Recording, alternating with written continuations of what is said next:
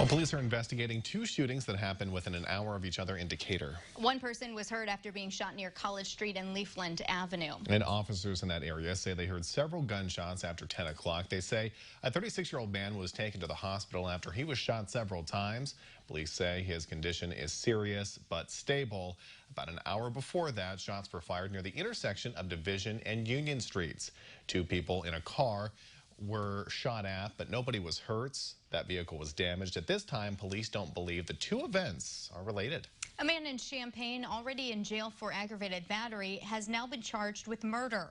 24-year-old Travoy Fonville is accused of shooting Christopher Kelly on August 15th. Kelly was shot and killed in a parking lot on Bloomington Road, just off of Prospect Avenue. Police say several vehicles pulled into a lot. An argument followed, and more than 40 shots were fired. We have an update to a deadly shooting in Decatur. The Macon County coroner identified a man whose body was found in his car. 31-year-old Demetrius Macklin died after being shot several times. Macklin was found near West Grand Avenue and North Edward Street. Drought monitor released yesterday. See a lot more of that abnormally dry soil. That started to show up, of course, from all the dry weather we've had recently, and even a moderate drought across the northwestern part of the state, and that extends over into the northern half of Indiana. And I can't say we have really great chances of rain ahead. We do have additional chances and more than what we have been noticing. But like I've been talking about the past few days, how the models, I think we're overdoing a lot of the rainfall that we expect here over the next week or so. It's showing up on the models now that we're expecting less, at least maybe a ½ an inch in some spots, if I'm not getting up to maybe an inch, and then areas farther south closer to about an inch, maybe to an inch and a half. I think that's more realistic, but still probably going to be on the lower end of a lot of these ranges, as the rain chances are going to be kind of hard to come by still. Even today's chances, as skies right now are starting out with more of a partly cloudy look on your Roofing Dog INET Gibson Area Hospital weather camera in Gibson City. We'll have those clouds thicken up with the rain chances trying to work their way in later on. You can see the wave of rain lifting northward off of Laura continued to dissipate and now has fizzled out. We got a few light sprinkles out there for you this morning, but shouldn't be too much of a concern as far as your drive. Later into the afternoon, those chances do begin to pick up, and eventually those will start to go off to the east as the wave comes from the northwest with the front, and that is going to help to cool things down, and that will be a certainty throughout the weekend and next work week. We'll show you that and a look at your 7-day forecast here in about 4 minutes. Christy? Thanks, Adam. A man is doing okay after he was hit by a car while jogging on Curtis Road. The jogger was a U of I student. Curtis Road has turned into a bit of a busy place with students back in town now. And now the Champaign County Sheriff is taking time to let people know what precautions they need to take when biking or jogging on rural roads. It's pretty popular with people who want to bicycle or run or things like that. You know, with the students being back on campus and things, I thought that it was relevant to point out that rural roads are a little bit different than city roads for a lot of different reasons.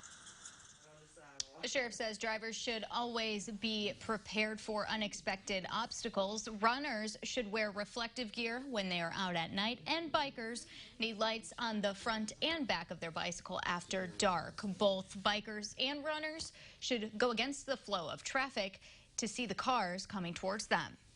Republicans in Champaign County say they have some changes they'd like to see in the area. During a news conference, they discussed their proposed reforms. Those include merging the county auditor, treasurer, and budget officials into a single county financial officer, also appointing a recorder of deeds.